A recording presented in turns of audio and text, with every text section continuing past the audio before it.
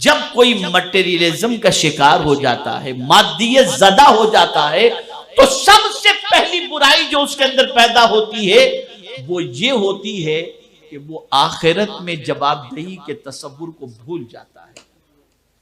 اس کے دل میں خواہش پیدا ہوئی، توجہ چاہوں گا اور میں سمجھتا ہوں کہ بہت اچھی طرح ذہن میں بات بیٹھ جائے گی۔ اس کے دل میں تمنا پیدا ہوئی کہ مجھے BMW لینا ہے، اگر میں اس میں سفر کروں گا تو لوگ مجھے سیلوٹ کریں گے، سلام ماریں گے۔ اب سوچتا ہے میرا کام دھندہ تو اتنا اچھا نہیں ہے کہ میں BMW خرید سکوں۔ نتیجتاً وہ کرتا کیا ہے، ڈرگز کا کام شروع کر دیتا ہے، کوئی غلط کام شروع کر دیتا ہے۔ جو لوگ جائز طریقے سے اللہ نے جن کو نوازا ہے اور اچھی طریقے سے اچھی گاڑیاں لیتے ہیں، ان کی بات میں نہیں کر رہا، لیکن میں ایک جنرل میں آپ کو بتاتا ہوں۔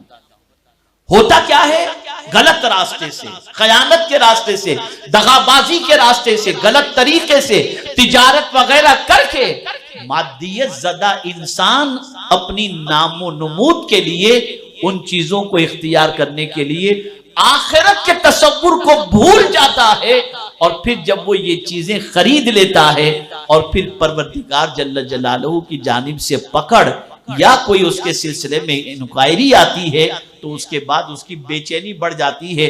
مادیت کے ذریعے سکون حاصل کرنے کی بجائے اللہ تعالیٰ اسے اضطراب کی وادیوں سے گزار دیتا ہے۔ اسلام نے کیا بتایا؟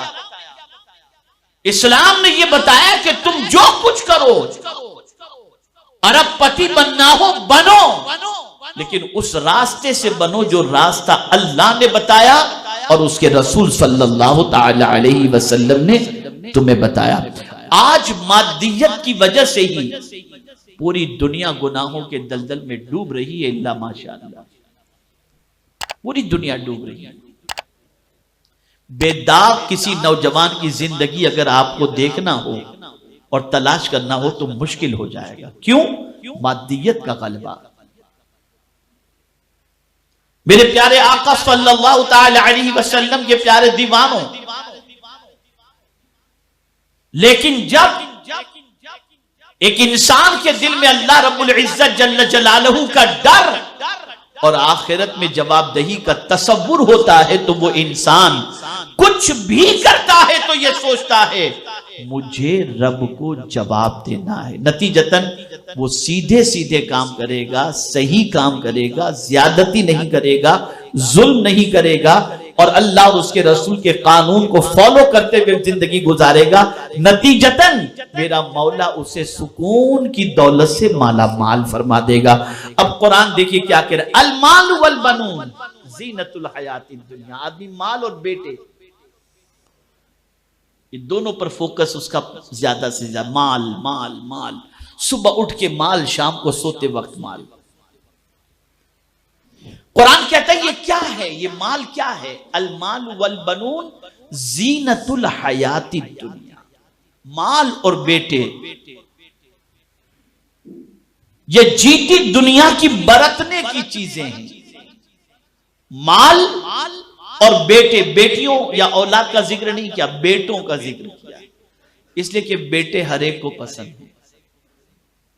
حالانکہ بیٹیوں کا معاملہ یہ ہے کہ سسرال کے اندر بھی زیادہ تر جھگڑے اسی بات پر ہوتے ہیں کہ اگر سسرال والے بیٹی کے ماں باپ کو برا بھلا کہہ دیں تو فوراً وہ بیچاری مورچہ سنبھال لیتی ہے کہ میں نہیں چھوڑوں گی، میرے ماں باپ کو برا بھلا کیوں کہا۔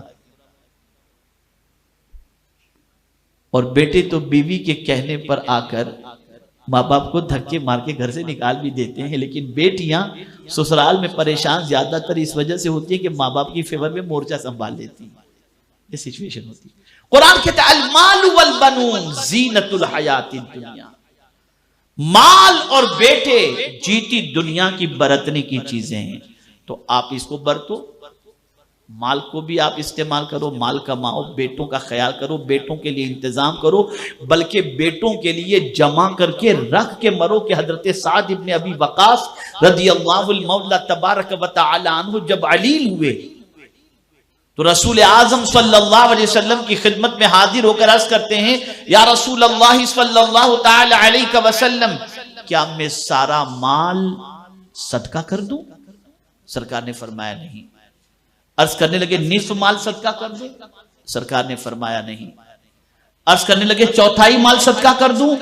سرکار نے فرمایا نہیں. اور پھر حضور صلی اللہ علیہ وسلم نے ارشاد فرمایا اے سعد اپنی اولاد کو اس حال میں چھوڑ کر کے مرنا کہ مرنے کے بعد اولاد لوگوں کے سامنے ہاتھ پھیلائے، اس سے بہتر ہے اپنی اولاد کے لیے کچھ چھوڑ کر کے مرا جائے.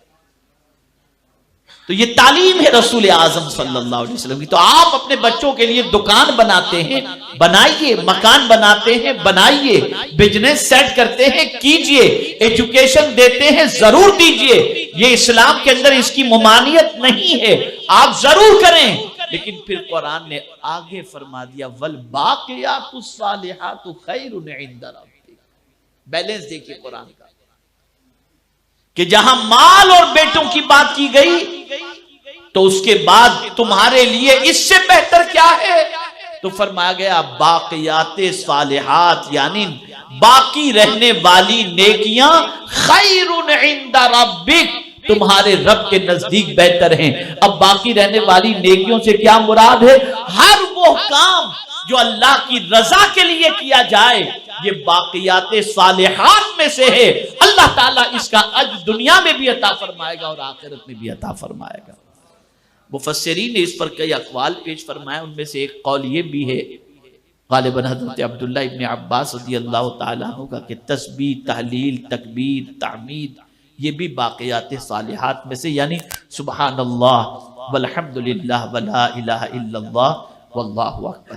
تو آج اگر پوری دنیا بے چین ہے تو ون سائڈ کی وجہ سے صرف مادیت، صبح اٹھ کے صرف مال کی فکر، صبح اٹھ کے صرف مکان بنانے کی فکر، صبح اٹھ کے صرف گاڑی کی فکر، صبح اٹھ کے صرف موبائل کی فکر، صبح اٹھ کے صرف دنیا کی فکر. اس میں اتنا ڈوب گیا کہ انسان اب یہ سوچنے لگا کہ اس کے بغیر میں جی نہیں سکوں گا.